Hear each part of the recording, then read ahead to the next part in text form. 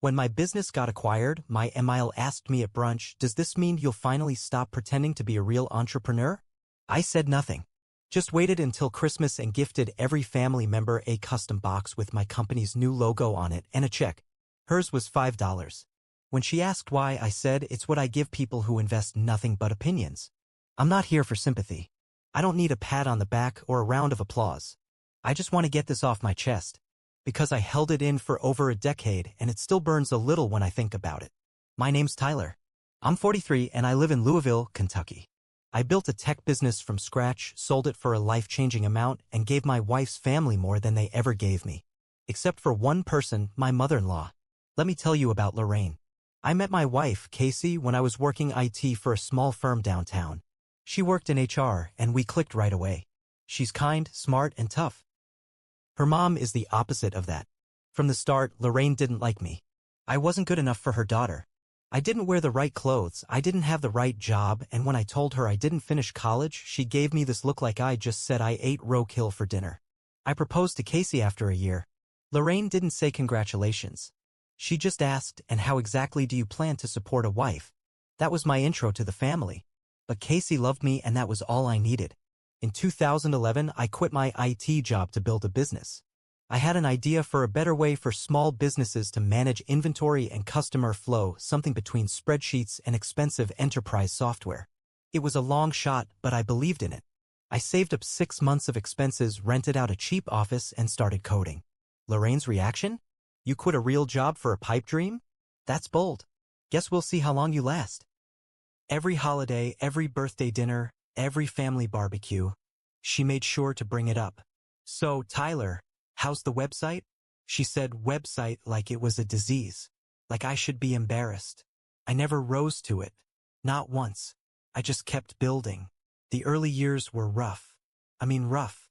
We had to pause trying for kids because we couldn't afford it. I sold my car and biked to my office. There were nights I stayed up wondering if I was making a huge mistake. But I pushed on. I got my first clients through word of mouth. 1 turned into 3. 3 turned into 10. I brought on a buddy as co-founder, then a part-time engineer. We didn't grow fast, but we grew right. By 2020, we had a real team. By 2022, we had steady revenue and hundreds of loyal customers. By summer 2023, we got our first acquisition offer. It was a long negotiation. Casey knew we were talking to investors but didn't know the full details. I didn't want to jinx it. In September 2023, we closed $8.3 million. I kept majority control of the tech and stayed on as a consultant. I called Casey first. We cried. Then I called my dad, then my best friend. I didn't call Lorraine. I didn't say a thing to her. Not yet. A month later, we were at this family brunch Lorraine hosts every October. She lives for this stuff. Mimosas, charcuterie boards, everyone in beige sweaters, fake laughing at her jokes. We were sitting at this long table outside. She was tipsy and loud, as always. Her niece was talking about starting a new job at a big firm in Chicago. And Lorraine was bragging like she got the job. Then she looked at me. "So, Tyler," she said, holding her glass high, "does this mean you'll finally stop pretending to be a real entrepreneur?" She said it with a grin. Everyone laughed. Except Casey. Her face went cold. I just smiled. I didn't say a word, because I already had a plan. Christmas was coming. We do the big celebration at Lorraine's house. Every year, she insists on matching pajamas, gift themes, and a huge tree that's more for show than anything else. It's a whole production. That year, I showed up with a stack of sleek black boxes. All the same size. All tied with the same ribbon. Each box had a custom card inside with my company's new logo on the front, a message on the back, and a check. To Casey's dad, who once slipped me cash during hard times and never asked for it back, I gave $25,000. To Casey's sister, who helped me find beta testers early on, I gave $15,000. To her niece, who did some graphic design for my first pitch deck, $5,000. Then came Lorraine's box. She opened it like she already knew it was going to be some kind of grand gesture. When she saw the check, she did a double take. It was $5. "Is this a joke?" she asked, holding it up. "Nope," I said. "It's what I give people who invest nothing but opinions." The room went completely still. No one laughed. No one spoke. Lorraine looked like someone slapped her. She put the check down and didn't say another word. For the rest of the night, she barely looked at me. Casey was glowing. Her sister couldn't stop smiling. Since then, Lorraine's been quiet. Not nicer, just quiet. She hasn't said a word about my work since. But that's fine. Sometimes silence is the loudest thing in the room. The silence didn't last forever. A few weeks after that Christmas, Casey and I were out grocery shopping when she got a call from her sister, Danielle. I could tell right away something was off. Casey's expression shifted from confusion to anger in about 10 seconds. When she hung up, she looked at me. "You're not gonna believe this," she said. "Mom's been telling everyone you gave her $5 because you're cheap. She's leaving out the part where you gave Dad and me thousands." I laughed. Couldn't help it. "She's serious?" "Dead serious," Casey said. "She told Danielle it was a humiliation stunt and that you're trying to drive a wedge through the family. It would have been laughable if it wasn't so twisted." Lorraine didn't just hate being embarrassed, she hated not being in control. And when I flipped the script at Christmas, she lost it. That night, Casey called her. I stayed quiet. I didn't want to add fuel to the fire. But I heard every word. "You lied," Casey said. "He didn't humiliate you. You've been belittling his work for 10 years. He finally stood up for himself, and now you're spinning it like he attacked you." I heard Lorraine's voice on the other end. Loud, shrill. "You're choosing him over your own mother?" "He's my husband," Casey said. "And he earned every dollar he gave you. Frankly, $5 was generous." Click. After that, things got colder. Family dinners got tense. Lorraine stopped inviting us to small get-togethers. She didn't come to our house for Casey's birthday. Even Alan started acting weird. Like he was caught in the middle and didn't know which way to lean. But the real twist came in March.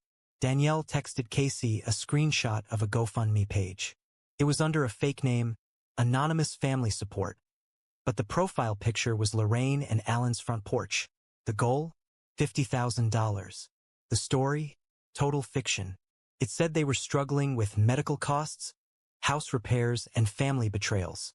It didn't mention names, but it heavily implied they were being financially abandoned by a family member who recently became wealthy. I read it twice. My jaw locked up. It didn't say my name, but it didn't have to. It had phrases like, "He gave handouts to everyone else but forgot the ones who raised his wife." And imagine being cut off because you told the truth about someone's failing business. Casey was shaking. "She's insane," she said. "She's actually insane." The GoFundMe had already raised about $2,000. A bunch of people had donated. Neighbors, church friends, even one of Casey's cousins from Ohio.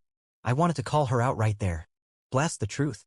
Post screenshots of every snide comment, every sarcastic remark she ever made about my hobby. But Casey stopped me. "If you do that," she said, "she wins. She'll say you're unstable, vengeful. She'll twist it." So I held back. For the moment. Instead, I called Alan. I asked him point blank if he knew what Lorraine was doing. He sounded tired. Defeated. "I didn't know she was going to post it," he said. "She wrote it one night after drinking. I told her to take it down, but she won't listen to me anymore. Why doesn't she just talk to me?" I asked. "She doesn't want to talk," he said. "She wants to be right." That was all I needed to hear. But I wasn't done yet. Because if Lorraine wanted to make this public, I could do the same. I just needed to be smarter about it. I didn't go public. Not directly. But I wasn't gonna sit back and let her drag my name through the mud. So I did something a little different. I called Danielle. She was caught in the middle like Alan always had been. But she was honest. Always had been that too. I told her straight, "I'm not asking you to take sides. I just want you to tell the truth. You were there when Lorraine used to mock me, right?" There was a pause. "I remember," she said. "She did it a lot. I didn't need more than that." So I asked her gently if she could talk to the others. The cousins, the neighbors, the people donating. She hesitated. "She's my mom, Tyler." "I know," I said. "But she's also lying. And you know it." 2 days later, the GoFundMe was down. No apology. No message. Just gone. I thought that would be the end of it. But Lorraine doesn't go down easy. The very next Sunday, we got an invite to a family brunch. That was weird. After months of silence, she suddenly wanted to host again? Casey didn't want to go. I convinced her. "I want to see what she's planning." We showed up, and everything looked normal, overly normal. Too many baked goods.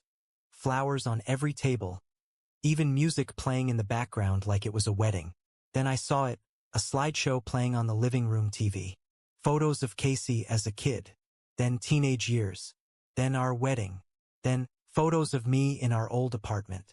Me working on my laptop. Me biking in the rain. Me sleeping at my desk. She'd gone on my old Facebook and pulled every photo I'd ever posted during my startup years. I recognized some Casey must have uploaded too. The last slide? A big quote in white letters on a black screen. Don't forget where you came from. I turned to Lorraine. She was smiling like a wolf. I don't know what she thought that would do. Shame me? Humble me? I stood up and pulled the power cord from the wall. The screen went dark. Then I looked at everyone and said, "This is what it looks like when someone can't accept that they were wrong." Lorraine started to speak, but Casey stood up next. "No," she said. "Stop. We see you now. All of us." And that was it. We left. Didn't take a plate. Didn't say goodbye. But the thing is, that still wasn't the end. Because 3 weeks later, Alan showed up at our house. And he wasn't alone. 3 weeks after that strange brunch, Alan showed up at our door. He had a folder in his hand and someone was with him, a woman in a blazer. She introduced herself as a lawyer.